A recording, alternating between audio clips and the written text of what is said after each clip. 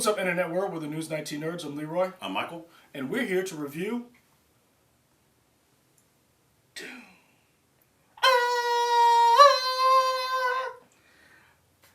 There was a lot of screaming in that movie. A lot of screaming and wailing in that movie. Yeah, it was a lot. I should have grabbed one of the soccer scarves. I was thinking about doing it and then like having... Yeah. What a movie. Non-spoilers off the bat. I guess Christopher Nolan was right. You need to see stuff in the movie theater. That's what you got from this? Yeah. I say that because... Audio. Yeah, I saw it at my house, and I wish I had seen it at the movies to get that whole that sensory everything. And the visuals on my little 55-inch TV were cool, but I bet they would have been even better on seeing it like on a movie screen. So all my friends who went to the movie theaters, who saw it on their social media, I just put hateful things in the comments because I wanted to take the day off to go see this in an IMAX. And it was denied. And I was thoroughly upset because that meant I have to wait until I got off work and watch it. And I was highly upset because I wanted to see, this is a spectacle. Okay. This is a movie. So give the folks a little backstory. My backstory is, never saw the first Dune. Have you seen it now, or have you still hadn't? Actually, I mean, I'll watch it. I might watch it this weekend now just to compare. It's on HBO Max. Yes, as well. yes. So I knew Dune, knew of it, but didn't really know much. I knew about the spice. I knew about the worms. Let the spice flow. I knew about Arrakis. That's about it. Arrakis. Yeah. They kept saying, how do you say Harkonnen? So in the original David Lynch, they said Harkonnen. And in this one, they say Harkonnen. Because I heard it, I was like, that's not the way Leroy said it. And that's the first thing I noticed too. Okay. What was your impressions? How did you watch it? I watched it in 2 sittings. Late last night, and then maybe like 30 more minutes was left in the movie for me this morning. Okay. I thought it was cool. I knew going into this that this wasn't going to be... Excuse me. There we go. I knew and this will be a little spoiler, but I knew going into this wasn't going to be the complete Dune story. No. Because they talked about this will probably be a 2-part movie. Well, in the opening it says Dune Part 1. Right, but I'm saying before I'm saying as they were pre-production, all that stuff, they were like, yeah, this is going to be filmed in 2 parts. Okay. That's fine. Even having seen the movie and seen the Dune Part 1, I do not like the way it ended. Really? No, I'm like, you can't leave me like this. It reminded me of, and again, another thing I knew was going to be multiple parts, Lord of the Rings. For people who didn't know, I think they kind of got, when you saw the first Lord of the Rings, Fellowship of the Ring or whatever, you're like, wait, it just ends? There's more story? Like, no, there are more movies coming. So that kind of had a sour taste in my mouth a little bit. That's about it. But I mean, I enjoyed everything. I enjoyed the performances.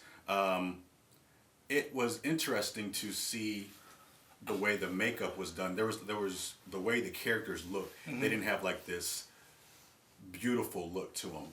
And I guess maybe they wouldn't in this world. I don't know. But they had like a Explain that. They kind of had like a griminess to them. They didn't lean like the Atreides family. They didn't really look glossy to be royalty or whatever their line is to me. Like I'm thinking of Rebecca Ferguson's character, Jessica. Lady Jessica. Yeah, she looked very just okay, and I guess that's fine. I mean, I guess that's what they were going for. But I'm always thinking of when I see Rebecca Ferguson, she always looked like this beautiful woman and everything else I see her in. So it was interesting to see her in this movie. So you feel like the looks were muted? Maybe. Okay. And I think it was done intentionally for sure. But that was something that stood out to me. All right. And it could have been my TV too. Maybe I need. That is true. You turn the brightness on my TV. You do not have the best TV. Right. We talked about you were going to get one Black Friday. Right. So that's another reason why we should have seen this on the big screen. Right. Because those little nuances, I'm quite sure, if seen on an IMAX. I don't know who that's directed. I don't know either. The people they're not going to watch. The people who refuse to give me the day off. That's who it's directed at. Damn it! I deserve to see this movie in the theater. I blame you, whoever's watching, and you know it's your fault. Not the other people. You know who you are. The last review News 19 Nerds ever did. Okay, cool. I'm wondering if that was one of the things you would have gotten if you saw this in a movie theater. Personally, I've waited, kind of like Casey and JoJo, all my life. Yeah, you have. I've waited for someone like you. Mm-hmm. And I thank God that I finally found you. Mm-hmm.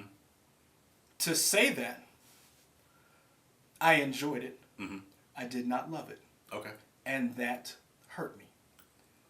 You put a lot of eggs in this basket. I did. And let me tell you why. This movie serves two masters, and it cannot do that. Okay. Dune is it is friendly. It was written in 1965, I want to say. We have internet to look. You're not gonna? I'm trying to see if it's right there. Okay. Cool. Frank Herbert wrote this book many moons ago. There we go. I enjoyed it. Mm-hmm. I recommend everyone to go see it. I'm going to start with my biggest problem, then I'll go with what I loved about it. The movie tried to be an introduction and tried to smooth some of these hard sci-fi edges around it. While giving fan service to the people who love Dune. And I think you got to choose one and go with it. You can't do both. Okay. This movie is beautiful. This movie it cost $165 million to make. And it's only one part. And I always feel like if you're going to do something like this, I always felt Dune should have been 2 movies, maybe even 3. Personally, I would think it could be a TV show. I would rather have Dune had been a TV show. I'd have rather them spent $165 million and done a TV show. Mm-hmm. Just Game of Thrones it up. I would have rather seen that, but that's the fan, and that's the, But the reason why I say this is because there were a lot of things that if you knew going in, and you read the book and you watched the original movie and the TV series, you were like, oh, that's that. Oh, that's that. And you felt good about it. If you are a novice and you are new to this, there were a lot of beats they should have filled in that could have given it the movie more girth. Because this movie, like you said, this isn't the ending. This was basically a setup. Mm-hmm. And that, to me, left a very dissatisfying taste in my mouth, because if you're going to do setup, you need to set up these characters a little better, considering what you do to them in this movie. Mm-hmm. And that's where I felt it's good. It borderlines great, but it is not magnificent. Okay. You almost cannot do a fair review until you see part two. And it almost reminds me, it reminds me of the contrast, because very few people have ever, or companies have ever tried this, where you do a movie and you have a sequel. The problem with this is the sequel hasn't been greenlit, so we may just be left with this.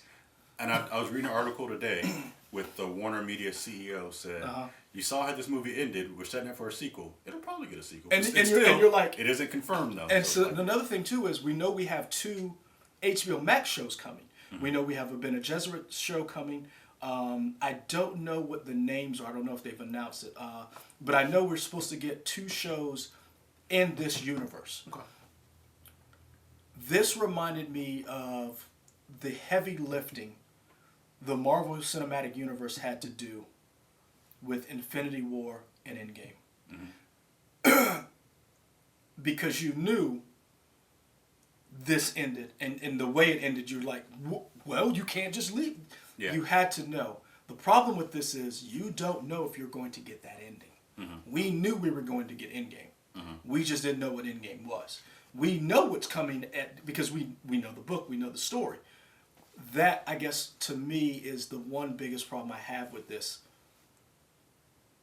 That it's almost like, yeah, we'll get another one, so we'll do some other things, and you're like, you may not get that. So, we get the spoilers. Yeah, we get the spoilers. Well, look, what would you rank this? I give this a 3.5 out of 5 worms. I give it four solid, Fremen thumpers. Okay. Okay. Spoilers. When old girl was dying and was hitting it, I was like, yes, get him. That got me. Really? Yeah. That was Dr. Lights or Cates? Yeah, the doctor who was, I guess, worked for the Emperor or the Empire. But I guess she really wanted to help the Atreides family. Well, she's loyal to the Fremen. Yeah, she said, and you know, she works for the Empire, but she's loyal to the Fremen because she's a Fremen or whatever. Well, she said she was Fremen. Continue. Oh, okay. No, I'm trying. You don't want to spoil stuff. No, that's the best way to explain. I'm just okay. Gotcha. Yeah. You know, just like when she got stabbed, her death probably hit me more than like the Dukes. Than the Duke did. Yeah. And Dallas, Idaho. Dallas? What's his name? Duncan, Idaho. Dallas, Idaho. I wasn't trying to be funny. I really thought it was Dallas, Idaho. Sorry. I was waiting for you to say Spanish. I thought you were going to say French Montana, Spanish Idaho. Like what? Yes. Sorry, Duncan, Idaho. Yes. I liked his character. His death it didn't hit me as hard as I thought it would, and maybe because I didn't get to spend enough time with him and Duke Atreides. Oscar Isaacs. Yes, Oscar Isaacs and Josh Brolin. Here's the problem, and this is what I alluded to in the beginning.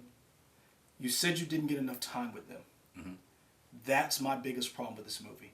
You have all of these characters, and you. There's a lot of characters. And so what was hard about this is who gets the time. Who do you build this rapport with the audience? And I was upset because this is the thing where it's you say it's coming. So if you watch two things. If you watch the trailer, you saw the movie. And especially the final trailer. And I hated that because you saw things that you were like, oh, and you were like, I could have waited to see that. Mm-hmm. 2, Chani, played by Zendaya, wasn't really in this movie. And, right, supposedly part 2. And that's what I'm getting at. Part 2 is coming. Mm-hmm. Is it? Because if it doesn't make enough money. This movie was budgeted at $165 million. We don't know what the production advertising cost is. I would imagine it was a lot though for Dune.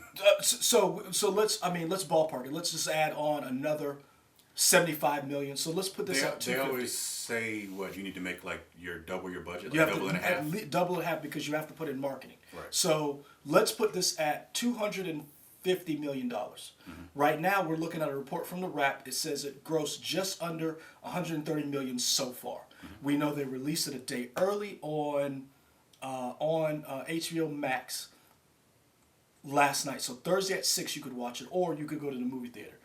I don't know how much that's going to eat into this movie's budget, sure. or how much that was going to account for.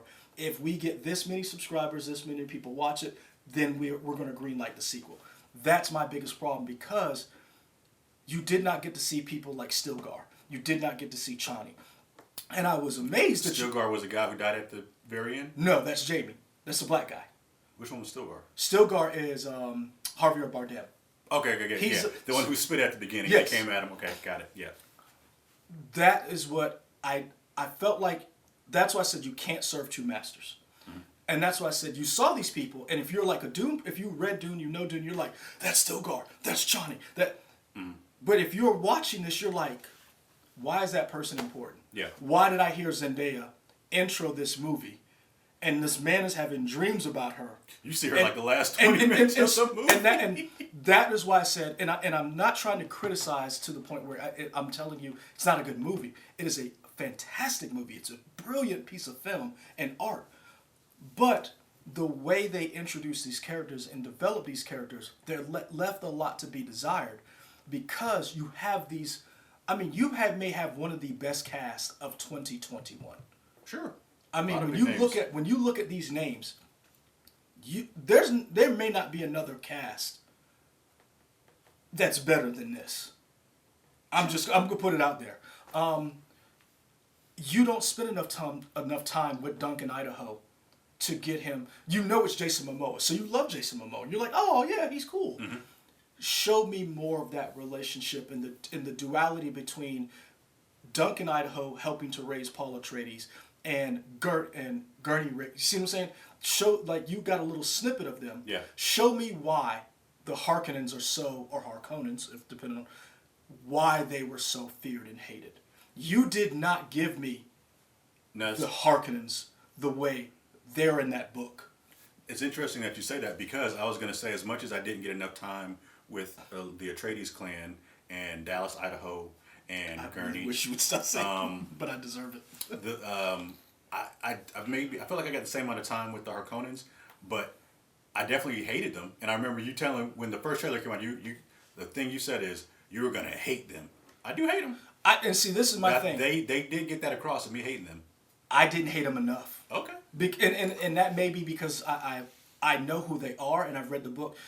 Frank Herbert, when he wrote this book, a lot of people don't realize Herbert was a journalist. Mm-hmm. He was a newspaper journalist. He got the idea while writing the idea for Dune while writing a story going to Oregon, and he was like, "This is more than a magazine article," and he like basically created this whole world. The way he described people, they liken it to the way he used a camera, how you describe people. Baron Vladimir, he seems ominous.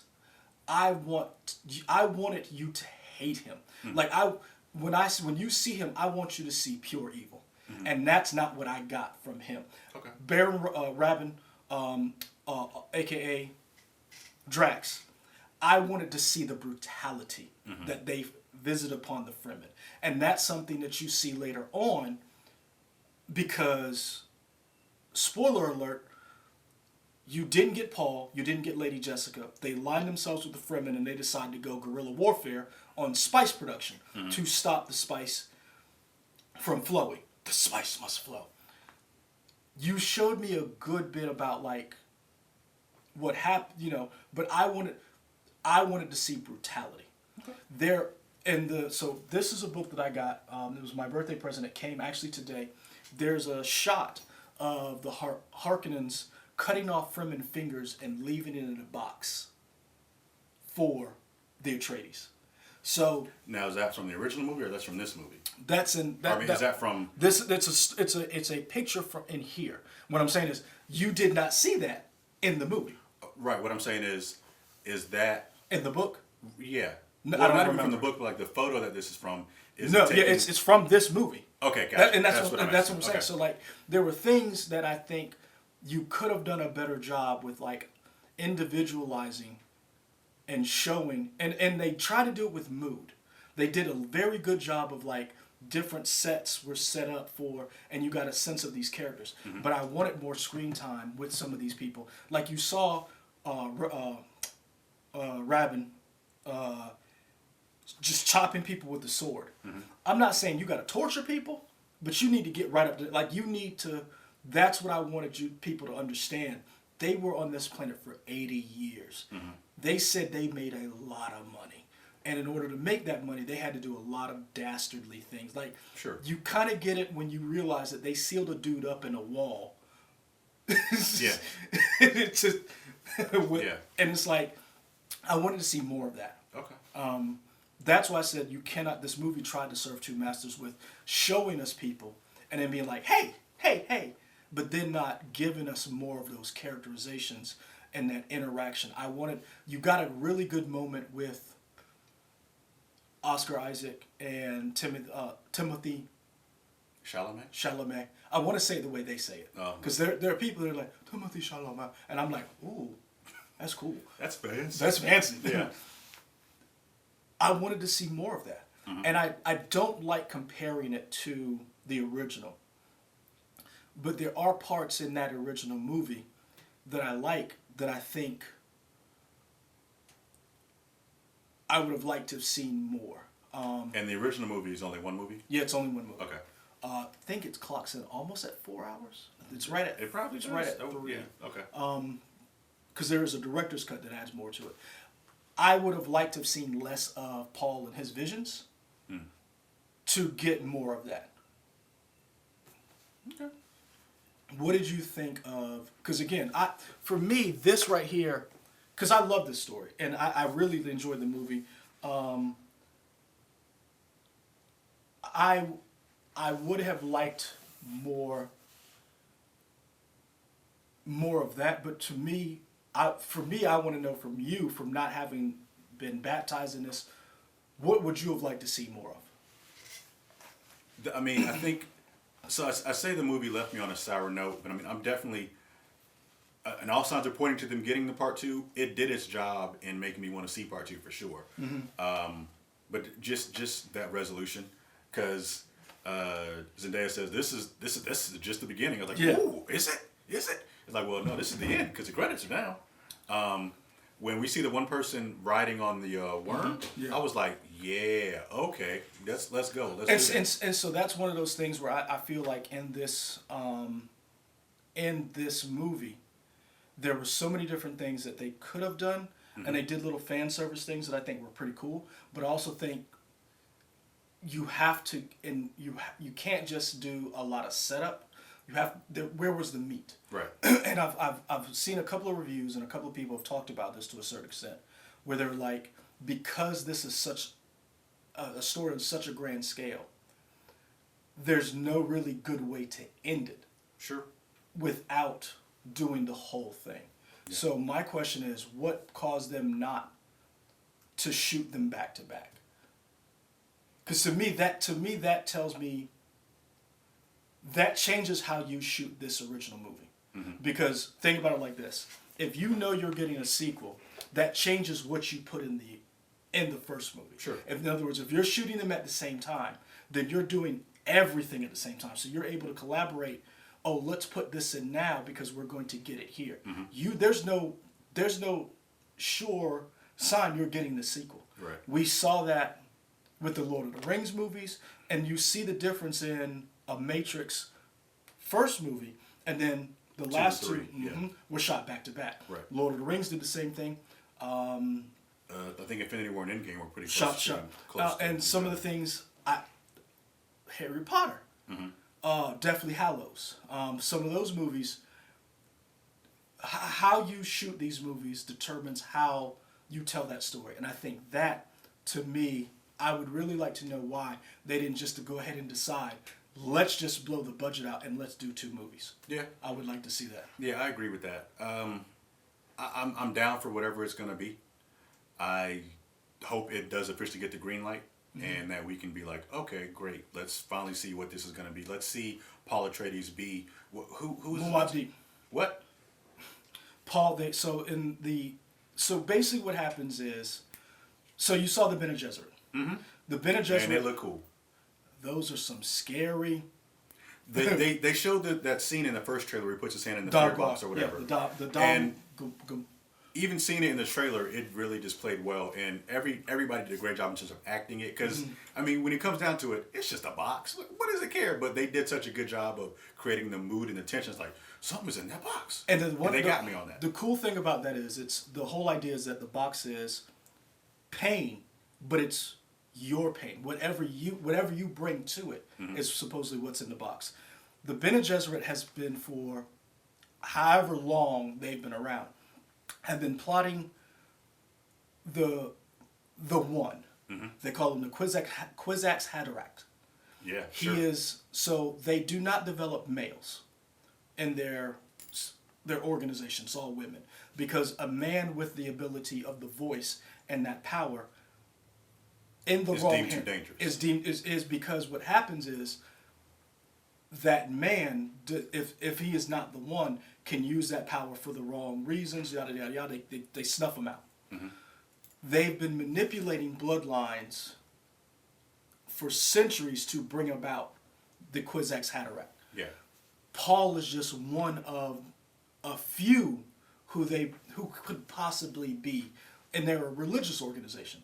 I don't liken this to, but think of like the Catholic Church. They have so much power, and so much influence. They're all over the galaxy. The fact that Paul is a possible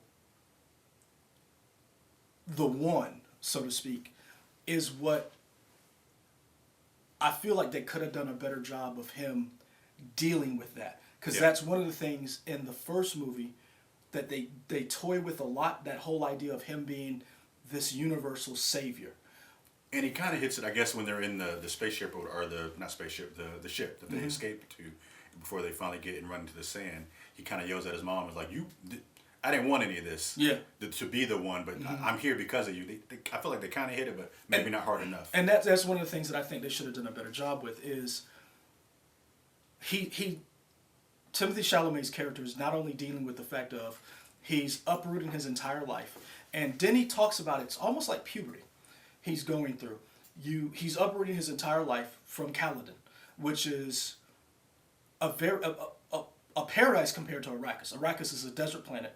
Caladan, they are a powerful family within the Imperium. Seafaring. He really hasn't known a hard life, so to speak.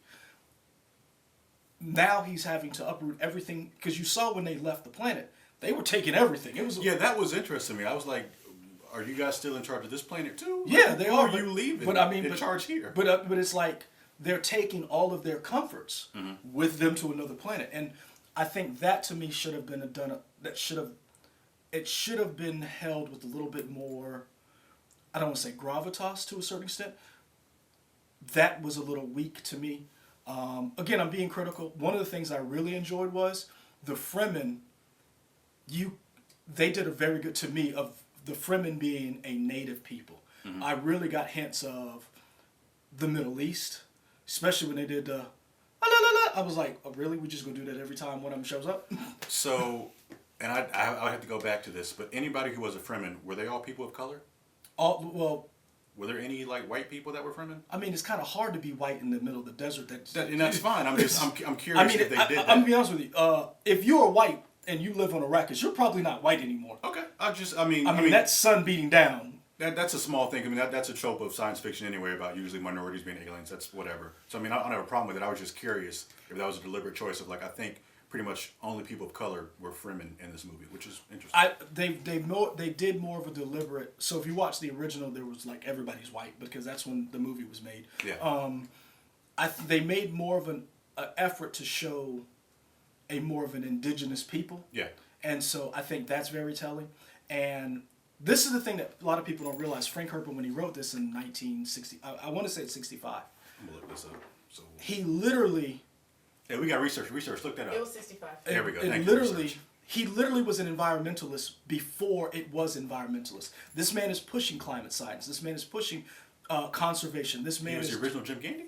Oh, he was. I really would like to talk to Jim Gandy about Dune and about what happened. I'm sure he got. But what I'm saying is, keep in mind, this book was one of the first books on the New York Times bestseller list for science fiction.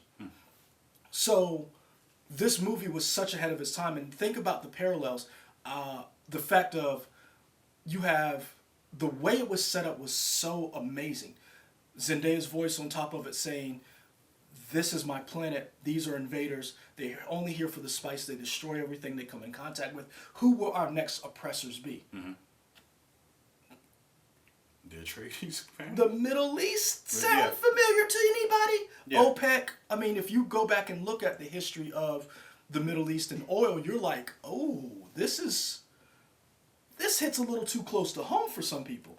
And if you just change spice to oil, I thought that aspect of that beginning of the movie was amazing. That spectacle, the way they brought that in, I thought that was amazing. I just felt like there were certain things they could have done a better job with as far as characterization, acting, because you have so many. I mean, you think about how many of those people who are on screen have been nominated for an Oscar. Sure. You have some amazing talent.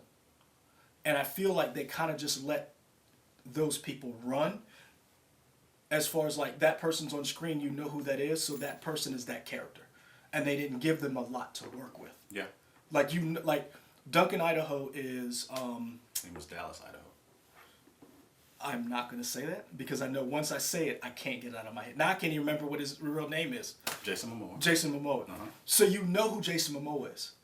It almost seems like they allowed Jason Momoa to be that character, and so they didn't have to let him have more lines or more acting because that's Jason Momoa. Yeah. That's who. And it seemed to be that Josh Brolin plays a grumpy dude. Josh Brolin plays. See what I'm saying? Like Oscar Isaac is an attractive man with a great beard and curls, and you're like, he looks regal. And it seems like the only people who were really acting to me were Jessica Ferguson, Timothy Chalamet. Rebecca Ferguson. What did I say, Jessica? You said Jessica like the character. Lady Jessica, sorry. Yes. Rebecca Ferguson, Timothy Chalamet, and the woman who plays the Bene Gesserit, what is her name? It's in here. Let's see, who's the first researcher you. You said that plays the what now? He didn't finish, so who knows? I know who he's talking about, but I couldn't tell you. She's on this. These are all very weird names. Oh, I have it right here. Man, I'm bad.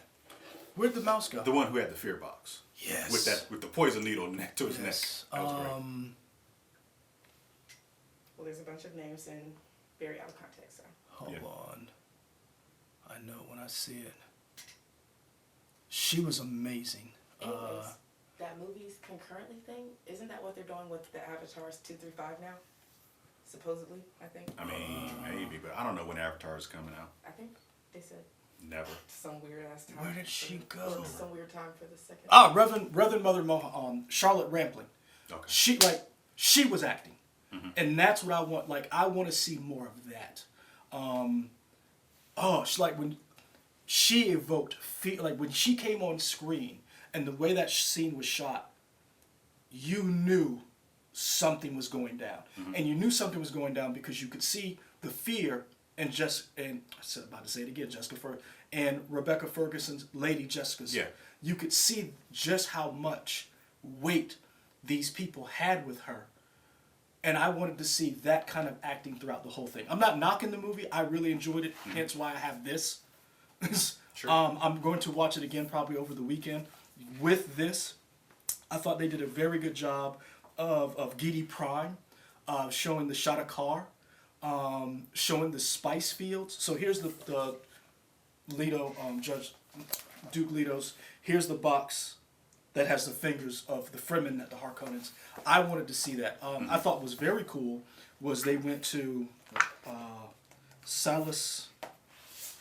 Hold on, Is that like a behind the scenes making of book? Yep. Oh. Here it is.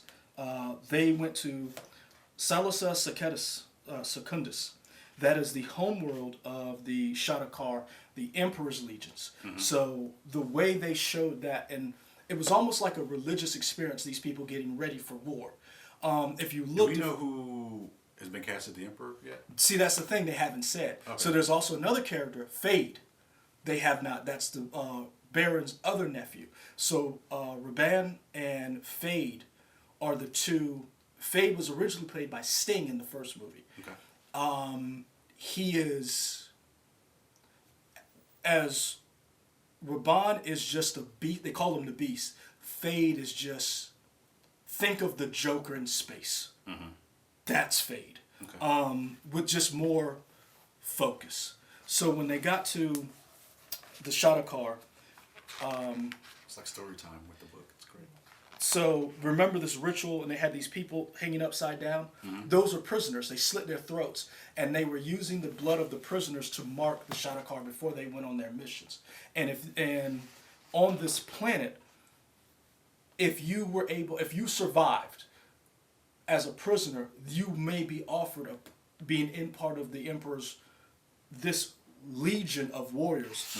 I thought that's why I said there's so many parts where it's like the movie did an excellent job here, and then it was like the acting, they were just like and they kind of just let them kind of do whatever, and it's like you had almost the perfect movie.